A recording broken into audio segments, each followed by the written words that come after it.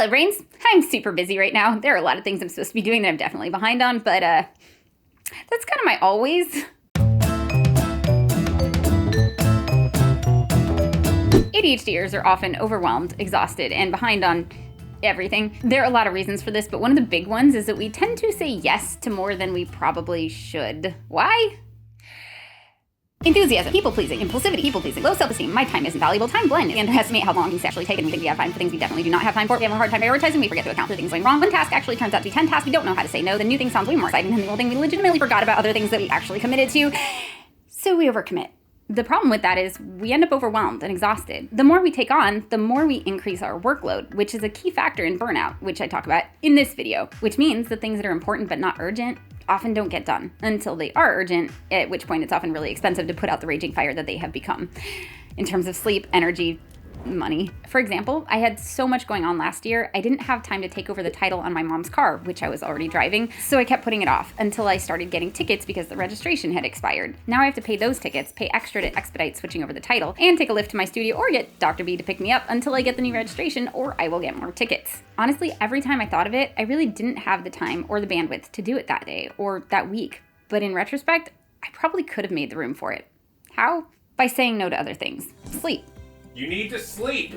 Other than sleep. As Renee Brooks puts it, guard your yes with your life. She has a point, because even if we technically have time to do all the things, we still have limited amounts of energy and mental bandwidth to get them done. Which is why apparently most people have something called white space in their day, space built in for things to take longer than we expect or for unexpected things to land on our plate. So we want to really be selective about the things we agree to do. This is easier said than done because, hi, we have ADHD. But here are some of the most helpful things I have learned, and I'm putting in a video so that I remember and can reference the next time I am tempted to say yes to way too many things. 1. Have some way of determining what types of things we will and won't say yes to.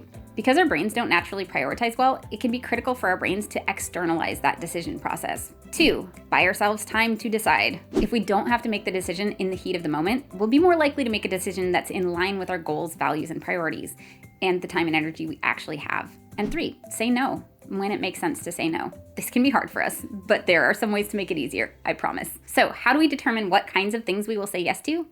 In advance.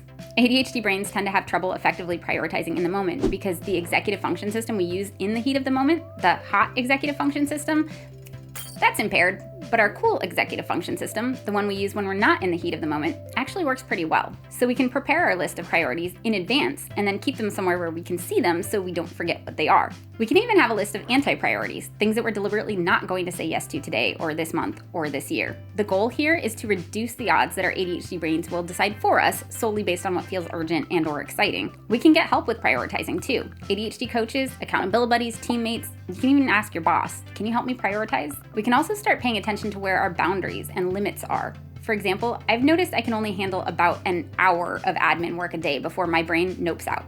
If you're not sure where your boundaries are, one way to figure it out is to notice when you start hitting your limit in terms of energy, patience, or effectiveness. Personally, I've noticed I can only be effective with 3 priorities at a time. Any more than that, and I get overwhelmed and I start avoiding all of them. In the moment, when you're asked, hey, do you want to do this super fun, important, exciting thing?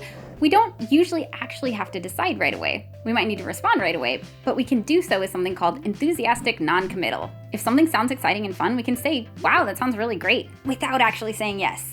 Non-committal is just that, not committing one way or another. We can ask questions like, what does this super fun, exciting, important thing entail? To get more information, or say, I need to run this by my team, or let me check my schedule. I am pointing this out because I genuinely used to think you had to say yes or no right away, but in most cases, we actually don't. If we do have to make a decision as to whether or not to commit to something on the spot, there's a super fast trick I like that still gives us a little pause to think, which is to ask yourself, would I do this tomorrow? The theory behind it is if you say yes, you either have enough free time that you could, in which case you'll probably have enough free time in the future too, or it's important enough that you would cancel stuff for it. This technique avoids the now or not now thing of, well, I don't have time for this now, but this project is not now, so yeah, I'll have time for it then. No, you won't. That's future me's problem. Future you is still you, and not now is just future now. The point is, sometimes we will have to say no. This will definitely be the hardest part for some of us. But there are ways to make it easier. One is to remind ourselves that we're not the only person who can do this thing, whatever it is. Let yourself feel infinitesimal. While everyone's skill set is unique, there's at least someone who can do some of the things you can do. Also, a no doesn't have to be negative. You can be supportive without agreeing to participate. Just because it's a good idea doesn't mean it's a good idea right now, or that it's a good fit for you. For example, you can say, that sounds really exciting, but I'm not available that week. You may have to repeat your no if someone tries to push you into agreeing, in which case a helpful trick is, instead of justifying or explaining your no, just repeat it. Well, but I think it's really important. I think it'll be worth it for you to be there. I'm not available that week. If we don't over-explain, they can't disagree with our explanation. Explaining our reasoning gives them a chance to argue with our reasoning. Also, Jessica, in the future, who's watching this video probably, avoid consolation commitments. I'm not available that week, but hey, next time I'll help you plan the whole event. Yeah, we don't owe someone a consolation prize just because we can't give them a yes. It's okay for them to be disappointed. Can we get that on a t-shirt? Full disclaimer, people don't usually like being told no, so they might be upset to receive a no, regardless of how supportive we are, especially if they're used to us saying yes.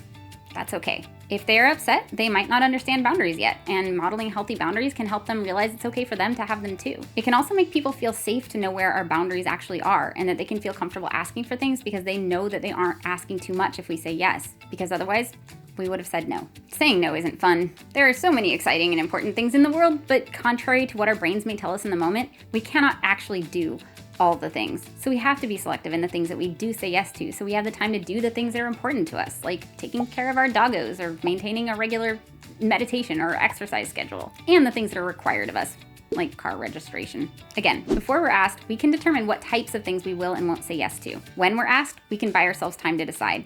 And when it makes sense to, we can say no. This video is sponsored by Fabulous, which helps us guard our yes by reminding us to spend at least some of our time taking care of ourselves. Fabulous is the #1 self-care app to help you build better habits and achieve your goals. It's based on behavioral science and breaks down scientifically proven healthy habits into small tasks so you can achieve them every day. It's tailored to fit you and your goals. Right now, my goals are to get better about feeling my feelings, so I decided to try the 14-day emotional checkup challenge.